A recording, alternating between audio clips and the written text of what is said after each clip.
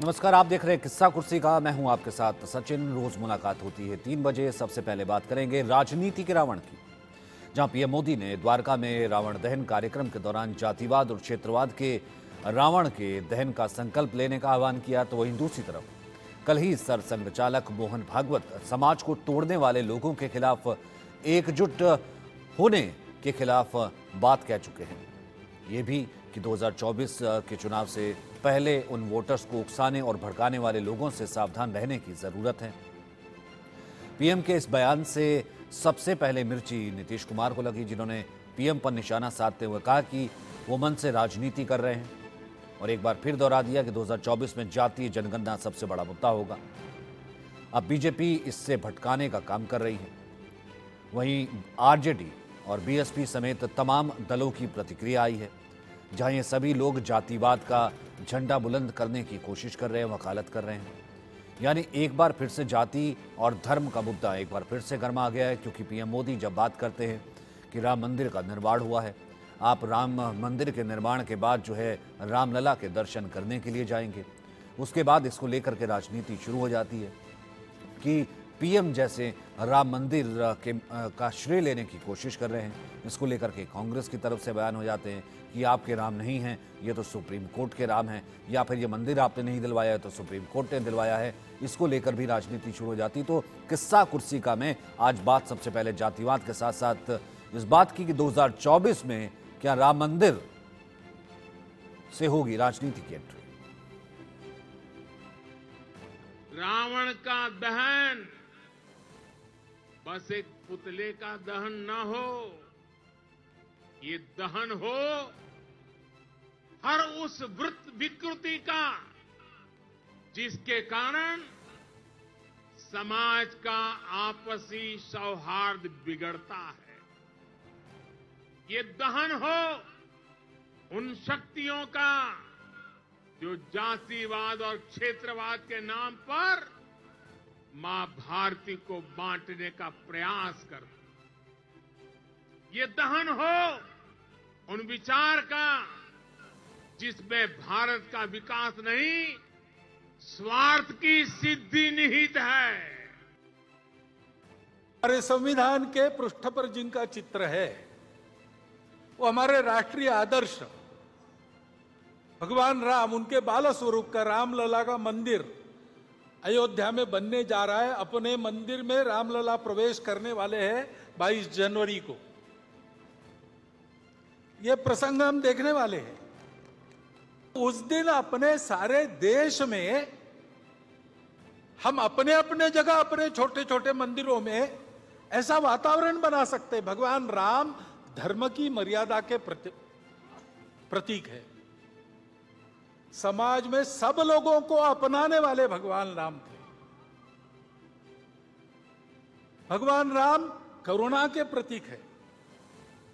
इन सब बातों को ध्यान में रखते हुए ऐसा आत्मीयता का, सर्वसमावेशकता का, समरसता का, प्रेम का, स्नेह का वातावरण, धार्मिकता का वातावरण सर्व देश में बने, ऐसे छोटे छोटे कार्यक्रम अपने जगह पर तो हम कर ही सकते। मैं सिर्फ प्रधानमंत्री जी से यह आग्रह करूंगा कि प्रधानमंत्री जी थोड़ा गहन चिंतन के बाद इन विषयों पे बोलें।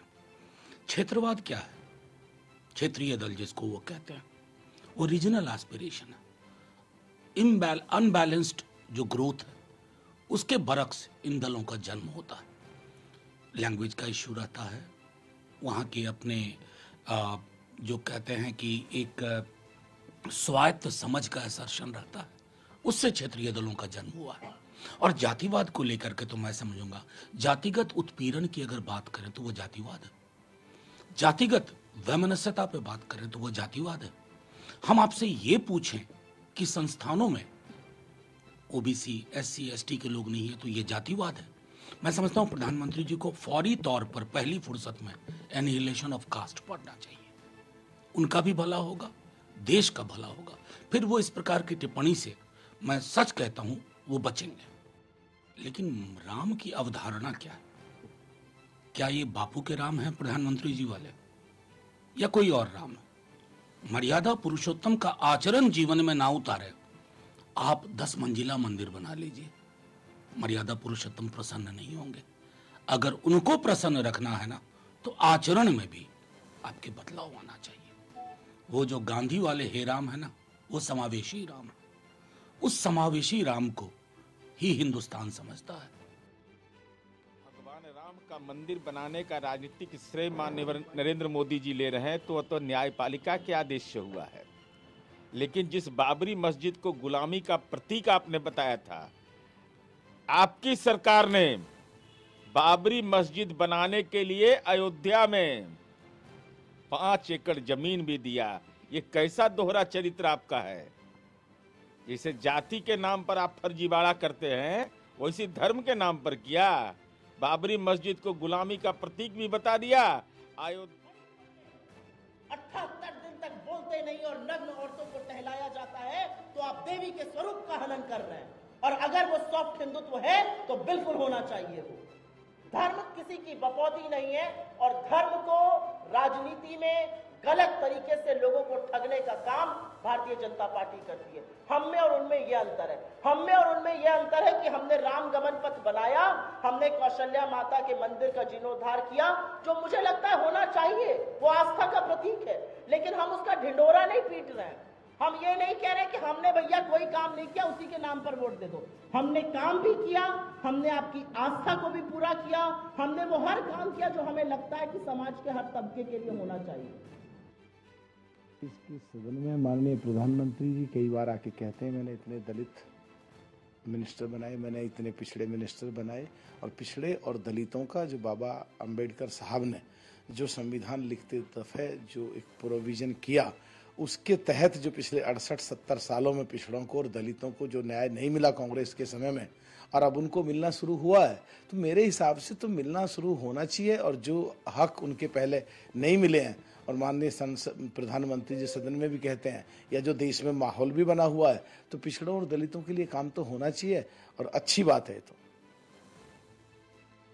मुझे लगता है कि प्रधानमंत्री देश के पहले प्रधानमंत्री होंगे जिन्होंने अपनी जाति बता के चुनाव लड़ा। खुद अपनी जाति को बता के चुनाव लड़ने वाले प्रधानमंत्री के मुंह से ये बात शोभा नहीं देती। दूसरी बात, देश के अंदर गरीबी को ख़त्म करना सबसे ज़रूरी है।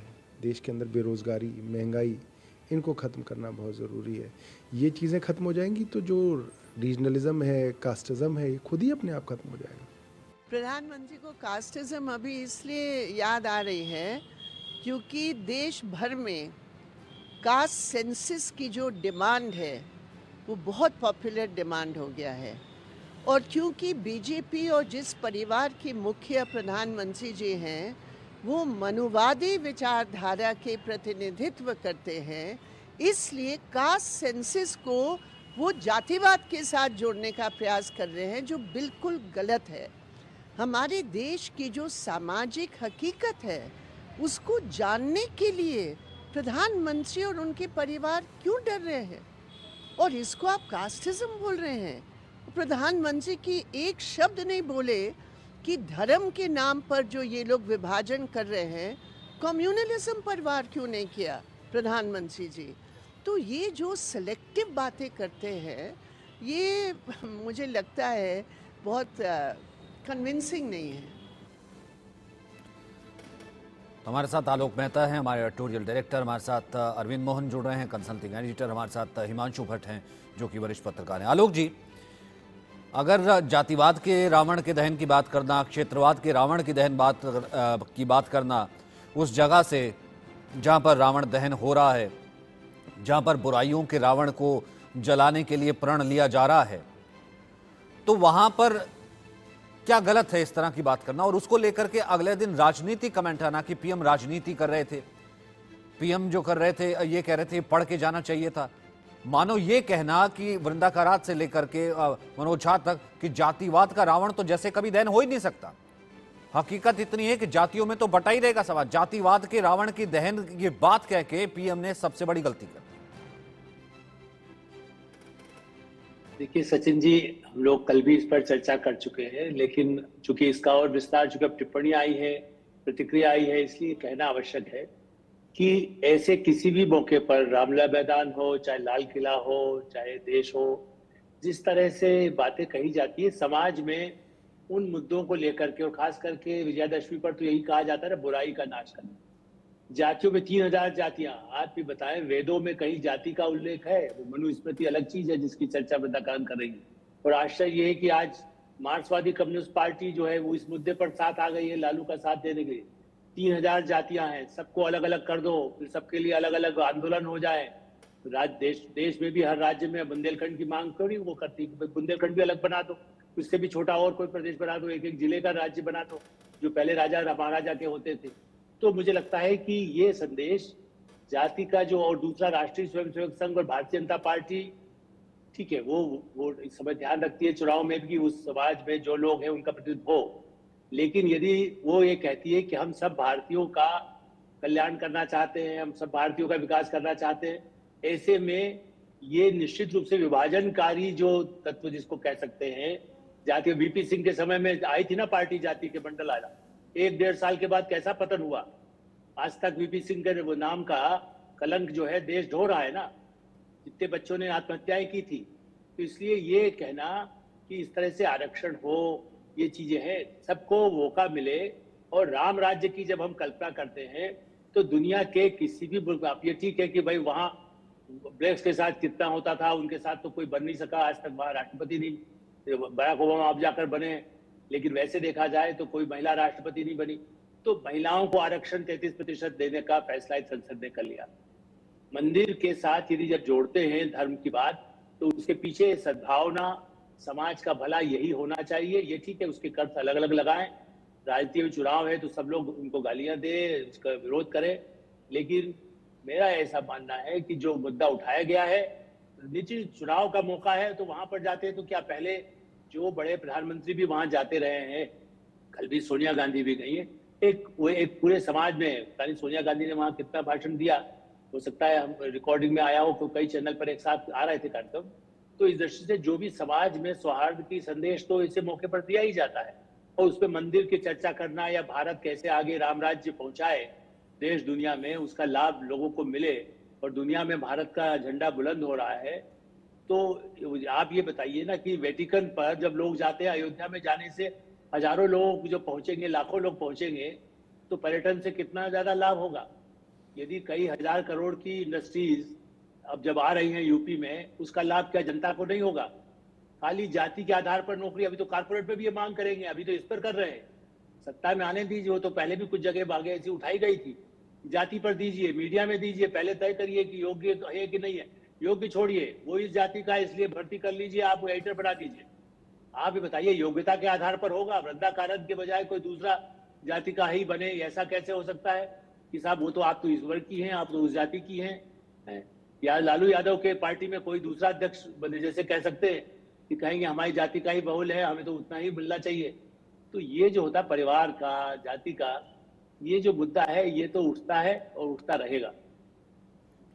अरविंद मोहन जी, तो अगर पीएम एक, हम ये कहते हैं सामाजिक मंच से, वो सामाजिक मंच एक नहीं था, कल पूरे भारत में सब जगह सोनिया गांधी भी एक ऐसे मंच पर थी, केजरीवाल भी थे, और ये हम सबकी जो है संस्कृति का हिस्सा से रहा है कि रामलीलाओं का मंचन और उसके बाद रावण दहन का समापन, उसमें अगर वीवीआईपीज पहुंचते हैं, पीएम का एक मंच पर पहुंचना और ये कहना कि बुराइयों के रावण का दहन होना चाहिए, जातिवाद और क्षेत्रवाद के रावण का दहन होना चाहिए, ये क्या इतना बड़ा स्टेटमेंट था जिसको लेकर के इतना हो हल्ला विपक्ष ने मचा दिया? देखिए, बुराइयां कितनी हैं सोसाइटी में और किस किस्म की हैं, ये अपनी अपनी परिभाषा है। और प्रधानमंत्री ने अपनी सुविधा से सांप्रदायिकता के सवाल को, गैर बराबरी के सवाल को छोड़ दिया और दूसरी बुराइयां हैं उनकी चर्चा कर ली। मेरे ख्याल से इसी असंतुलन का या इसी बोलने की पॉलिटिक्स का रिएक्शन हो रहा है। और प्रधानमंत्री ने भी जो कुछ कहा, मेरे ख्याल से वो भी कोई हवा की बात नहीं है, वो कहीं ना कहीं जमीन पे हम सब लोग 30 साल पहले, 35 साल इसका पहले, मतलब तो ये हो जाता है कि शायद इसका नरेशन तो ये हो जाता है ना कि शायद जो विपक्ष सुनना चाहता था जिस तरीके के रावण के दहन का, रावण का दहन हो सकता है, वो उन्होंने नहीं कहा, इस कारण से जो है वो थोड़ा सेलेक्टिव हो गया। नहीं, सेलेक्टिव इसलिए भी हुए कि चुनाव के माहौल में मंडल 2 जैसा माहौल बनता अगर दिख रहा है तो ये क्रिया प्रतिक्रिया है एक किस्म की, और इसकी शुरुआत नीतीश कुमार ने करा दी है।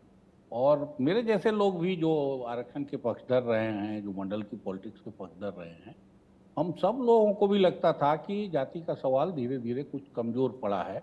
खास तौर से जो परफॉर्मेंस रहा है, जिसकी ओर आलोक जी इशारा कर रहे थे कि मंडल से जो लीडरशिप आया उसने जो परफॉर्म किया सत्ता में आने के बाद, उनके परफॉर्मेंस के आधार पे इसका जोर कम होगा, क्योंकि उस तरफ से कोई बहुत बड़े कदम नहीं उठाए गए जाति मिटाने के सवाल पे भी और गैर बराबरी मिटाने के सवाल पे भी।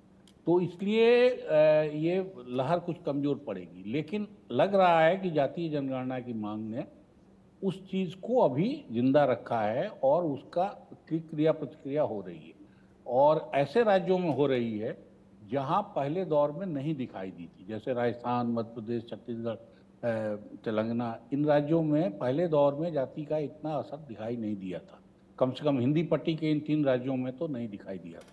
बिहार, यूपी में दिखाई दिया था बहुत जबरदस्त ढंग। और दूसरा तो ये बताइए, ये उसी को बता रहा है। ठीक, और ठीक। प्रधानमंत्री भी जब अगर बोलते हैं ये बात, तो प्रधानमंत्री हवा में नहीं बोल रहे। प्रधानमंत्री को मालूम है कि कहाँ टारगेट रखना चाहिए और कहाँ, और वो जिन दो चीज़ों को मिला रहे थे, करप्शन को और जातिवाद को, वो भी एक, या क्षेत्रवाद और जातिवाद, तो वो गणित भी उनका मेरे ख्याल से काफ़ी सोचा समझा हुआ है, और वो भी बताता है कहीं ना कहीं इस कमजोरी को, जिस कमजोरी की चर्चा हम लोग अभी कर रहे हैं कि जाति से जो लीडरशिप निकल के आई और जो सरकारें बनी, उनका परफॉर्मेंस खराब रहा। उनका परफॉर्मेंस कंपैरेटिवली अब तक, बल्कि मैं कहूँगा कि जितने पिछड़े चीफ मिनिस्टर हुए हैं, प्रधानमंत्री हुए हैं, अगर उनका रिकॉर्ड भी आप देखेंगे तो आपको सामान्य से वो कोई बहुत, देवराज आर्स जैसे लोगों को छोड़ दीजिए, कई मामलों में नीतीश कुमार के भी फैसले कई अच्छे हुए,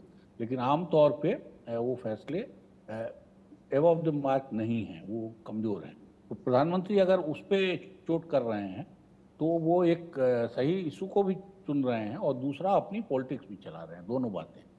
ठीक है हिमांशु जी, आपको भी लगा ये थोड़ा सा सिलेक्टिव, और फिर मैं बात करूंगा राम मंदिर की। अगर आप जाति पे कमेंट करना चाहते हैं कि मतलब पीएम है, बात की जातिवाद क्षेत्रवाद की, अब वह हर उस क्या कहते हैं रावण के दहन की बात तो नहीं कर सकता ना, जिस रावण के दहन की बात विपक्ष सुनना चाहता है इन चुनावों में दहन के लिए। नहीं, वो क्यों बोलेंगे जो विपक्ष सुनना चाहता है भैया? वो तो वो बोलेंगे उन्हें जो कहना है, उन्हें जो संदेश देना है। बहुत सीधी सी बात है भैया। देखो, वो प्रधानमंत्री है मगर एक राजकीय पार्टी के नेता भी है, उन्हें अपने पार्टी के जीतने की चिंता भी करनी है। और दूसरी बात, जब जातिवादी समीकरण की बात आती है, हमने देखा, आलोक जी ने जिक्र किया वीपी सिंह का, हम लोग अभी भी ढूंढ रहे हैं, कितने साल हो गए।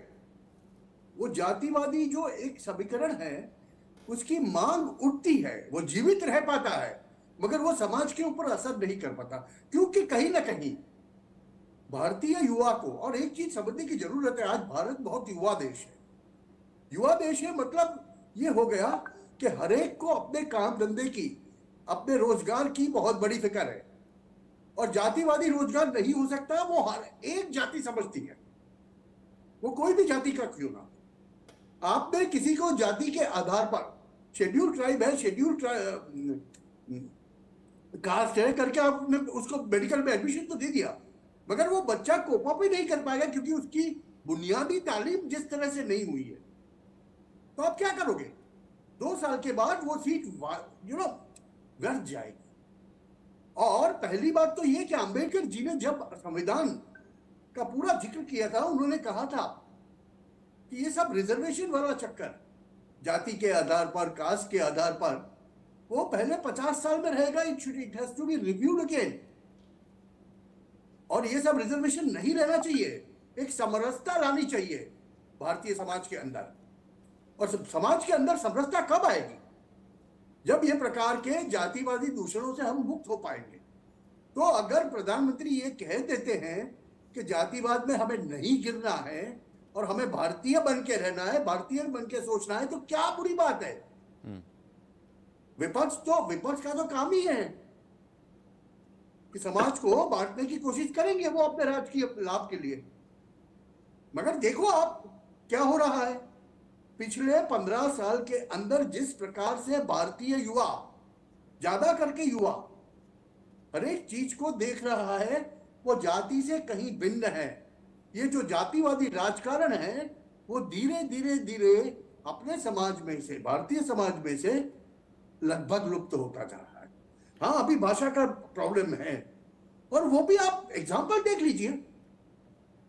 भाषा की राजकारण जो है वो साउथ और नॉर्थ को प्लेग अप करने की कोशिश बहुत से लोगों ने की, अभी भी की जा रही है। मगर देखिए आप कि वहां भी एक उत्तर भारतीय पार्टी बहुत अच्छा अपना प्रवेश कर रही है, लोग उनको एक्सेप्ट कर रहे हैं।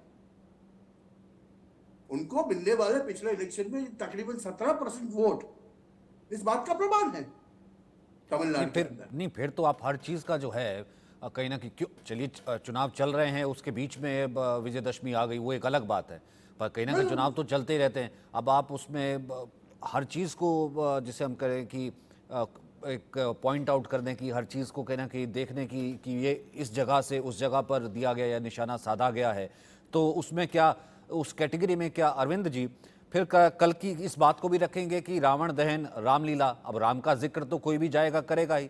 वही सरसंघ चालक ने किया कि राम मंदिर निर्माण हो रहा है, बीजेपी ने भी तमाम मंचों से किया राम मंदिर निर्माण हो रहा है, भव्य राम मंदिर निर्माण के बाद 2024 से आप जाइएगा, रामलीला के दर्शन कीजिएगा, और पीएम भी राम का जो भव्यता और राम मंदिर का जिक्र जो है वो करते रहे। इसको लेकर के भी विपक्ष बहुत बौखलाया। आपको लगता है कि ये भी एक राजनीतिक कमेंट था?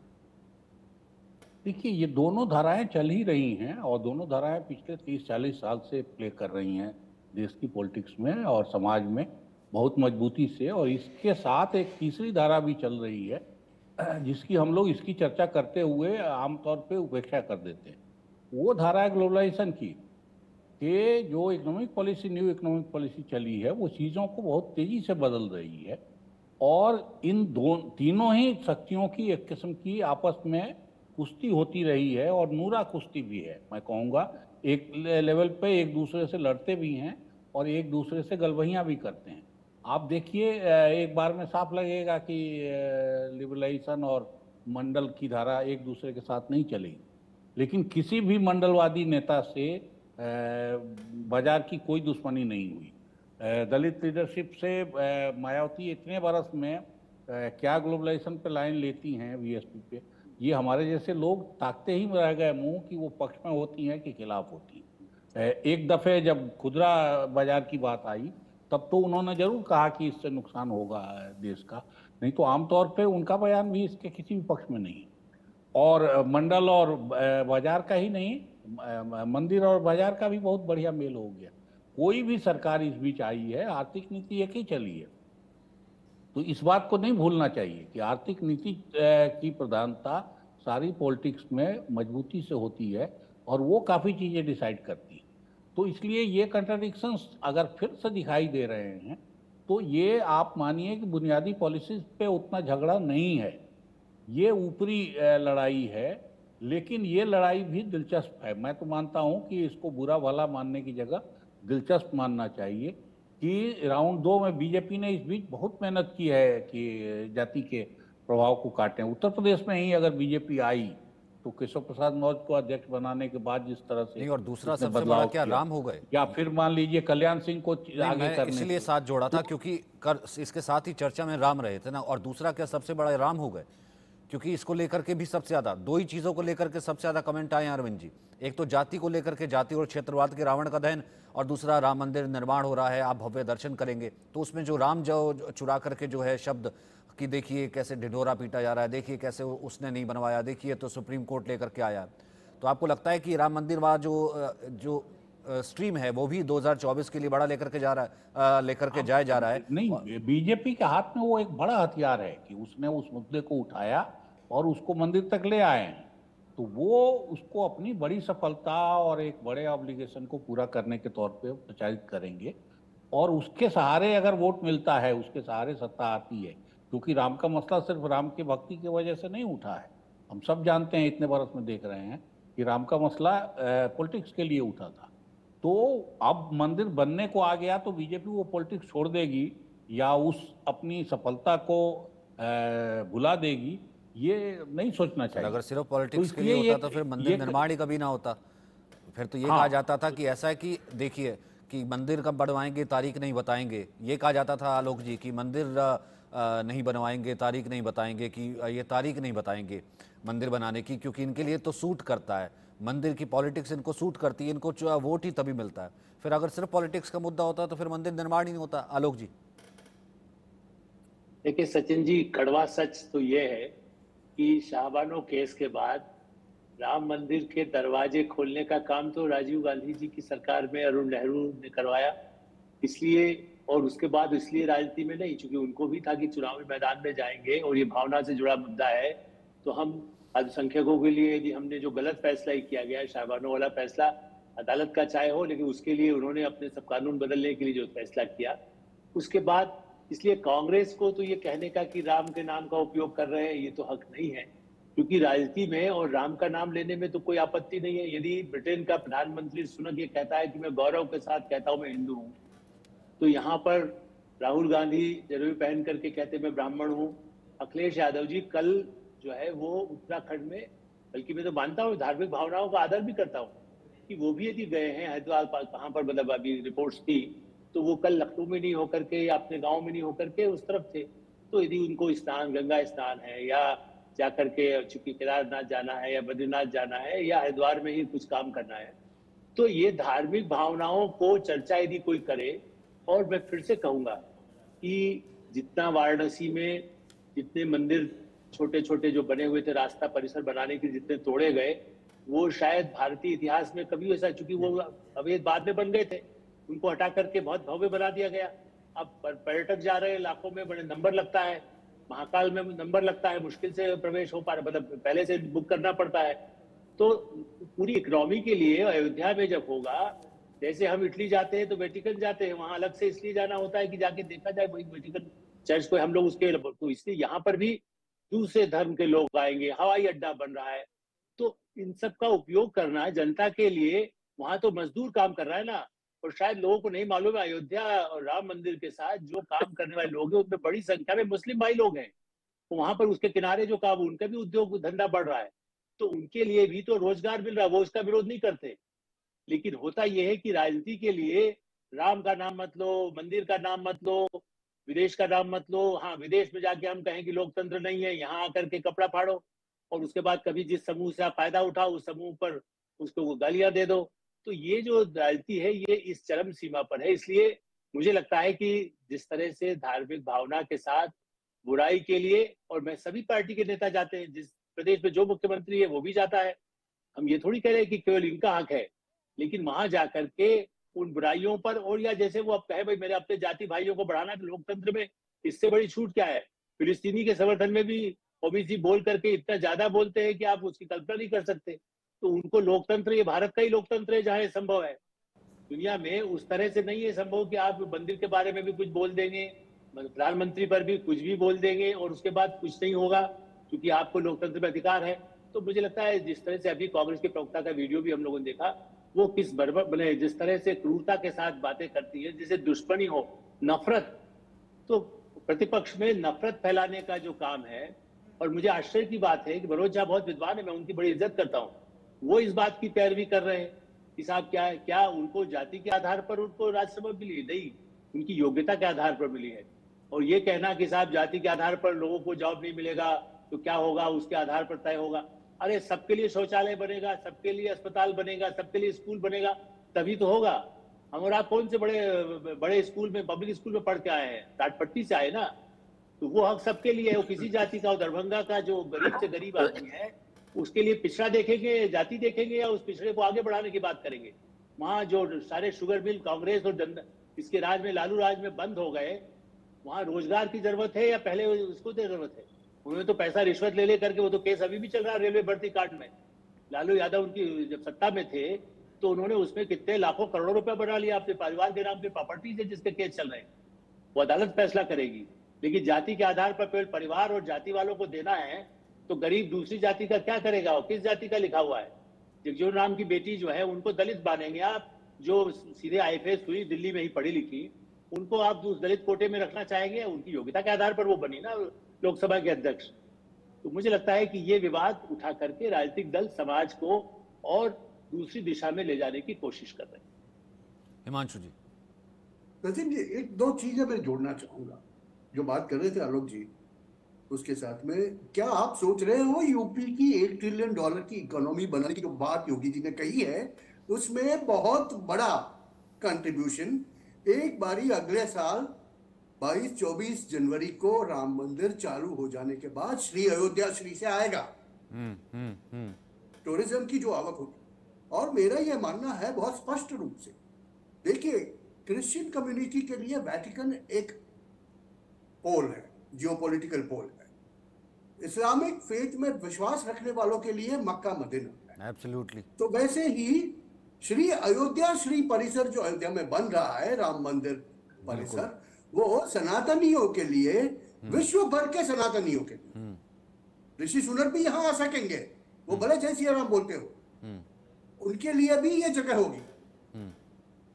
तो ये this will be the third geopolitical, तीसरा जियोपॉलिटिकल पावर सेंटर बनेगा विश्व का, बदलते विश्व का, नए विश्व, न्यू वर्ल्ड ऑर्डर में ये श्री अयोध्या श्री तीसरा पावर सेंटर बनेगा। और यूपी की $1 ट्रिलियन की इकोनॉमी को हासिल करने में सबसे बड़ा योगदान इसका रहेगा अगले साल से। वो समझने की कोशिश हमें करनी चाहिए।